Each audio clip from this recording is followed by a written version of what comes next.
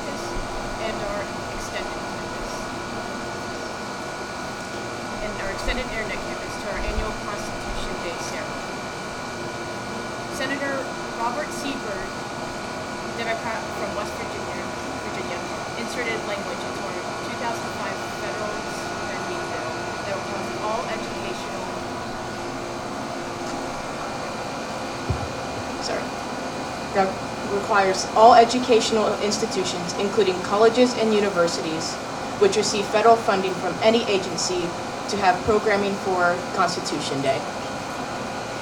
232 years ago, on September 17, 1787, at the end of 17 muggy weeks, only 42 of the original 55 delegates remained to sign the Constitution. 3 of the 42 returned to their states to resist ratification. The country had experienced some government turmoil while being governed under the Articles of Confederation. Well, doctor, what have we got, a republic or a monarchy? Franklin replied, a monarchy, madam, only if you can keep it. For 232 years, we have kept this republic. Today we celebrate the writing of the Constitution of the United States of America. A reading of the Constitution will be given by Dr. Bill West Davis of the Theater Department. And let me thank you in advance for helping Limestone College celebrate Constitution Day.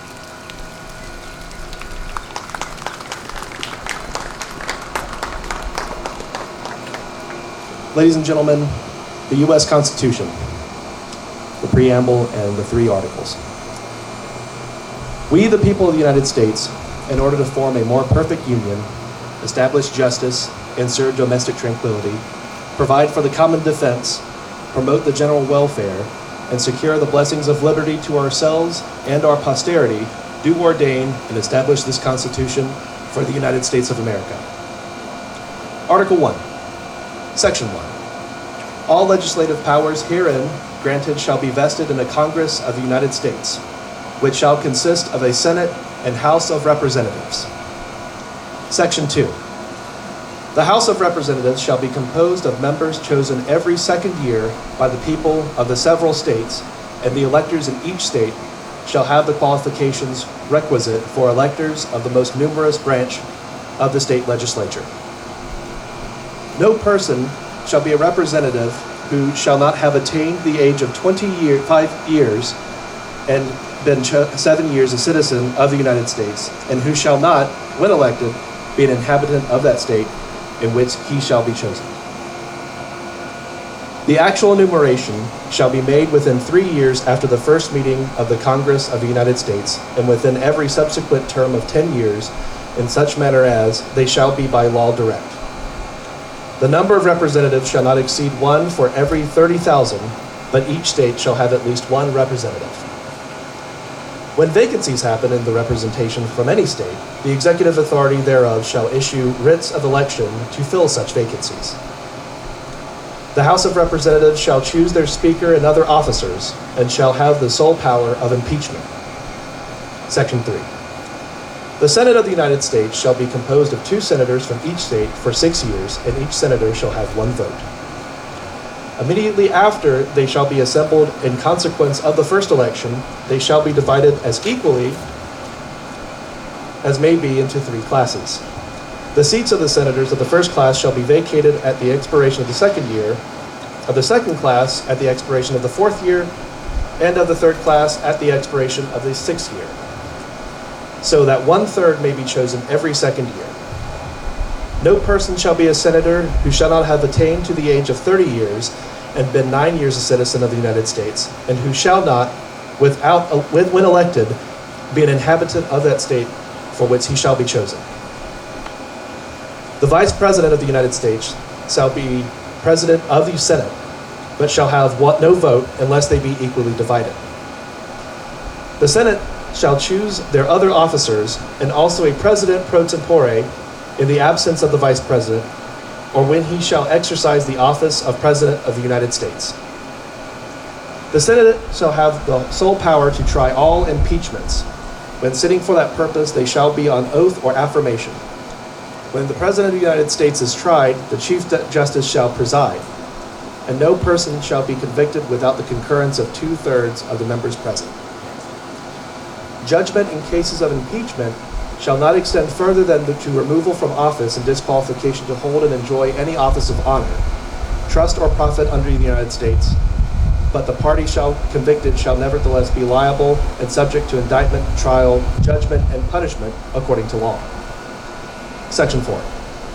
The times, places, and matter of holding elections for senators and representatives shall be prescribed in each state by the legislature thereof. But the Congress may at any time by law make or alter such regulations, except as to the places of choosing senators. The Congress shall assemble at least once every year unless they shall by law appoint a different day. Section 5. Each house shall be the judge of the elections for terms and qualifications of its own members, and a majority of each shall constitute a quorum to do business. But a smaller number may adjourn from day to day, and may be authorized to compel the attendance of absent members in such manner and under such penalties as each house may provide. Each house may determine the rules for its proceedings, punish its members for disorderly behavior, and with the concurrence of 2/3 expel a member. Each house shall keep a journal of its proceedings, and from time to time publish the same, excepting such parts as may in their judgment require secrecy. And the yeas and nays of the members of each house on any question shall, at the desire of 1/5 of those present, be entered on the journal. Neither house, during the session of Congress shall, without the consent of the other, adjourn for more than 3 days, nor to any other place than that in which the 2 houses shall be sitting. Section 6. The senators and representatives shall receive a compensation for their services to be ascertained by law and paid out of the Treasury of the United States. They shall in all cases, except treason, felony, and breach of the peace, be privileged from arrest during their attendance at the session of their respective houses, and in going to and returning from the same, and for any speech or debate in either house, they shall not be questioned in any other place. No senator or representative shall, during the time for which he was elected, be appointed to any civil office under the authority of the United States, which shall have been created, or the emoluments holding on any office under the United States shall be a member of either house during his continuance in office. Section 7. All bills for raising revenues shall originate in the House of Representatives, but the Senate may propose or concur with amendments as on other bills. Every bill which shall have passed the House of Representatives and the Senate shall, before it become a law, be presented to the President of the United States. If he approve, he shall sign it, but if not, he shall return it with his objections to that House in which it shall have originated, who shall enter the objections at large on their journal and proceed to reconsider it. If after such reconsideration 2/3 of that House shall agree to pass the bill, it shall be sent together with the objections to the other House by which it shall likewise be reconsidered. And if approved by 2/3 of that House, it shall become a law. But in all such cases, the votes of both Houses shall be determined by yeas and nays, and the names of the persons voting for and against the bill shall be entered on the journal of each House respectively. If any bill shall not be returned by the President within 10 days, Sundays excepted, after it shall have been presented to him, the same shall be a law. In like manner as if he had signed it, unless the Congress by their adjournment prevents its return, in which case it shall not be a law. Every order, resolution, or vote to which the concurrence of the Senate and House of Representatives may be necessary, except on a question of adjournment, shall be presented to the President of the United States, and before the same shall take effect, shall be approved by him, or being disapproved by him, shall be repassed by 2/3 of the Senate and House of Representatives, according to the rules and limitations prescribed in the case of a bill. Section 8. The Congress shall have the power to lay and collect taxes, duties, imposts, and excises, to pay the debts and provide for the common defense and general welfare of the United States.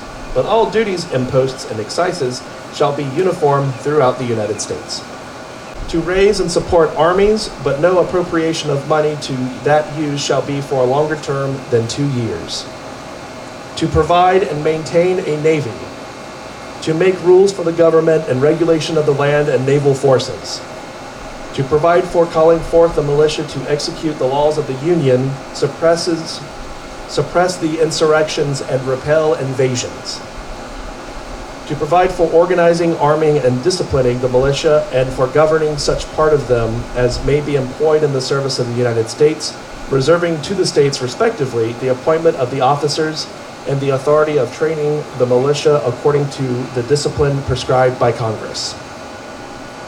To exercise exclusive legislation in all cases whatsoever over such district, not exceeding 10 miles square, as may, by cession of particular states and the acceptance of Congress, become the seat of the government of the United States, and to exercise like authority over all places purchased by the consent of the legislature of the states in which the same shall be, for the election of forts, magazines, arsenals, dockyards, and other needful buildings. And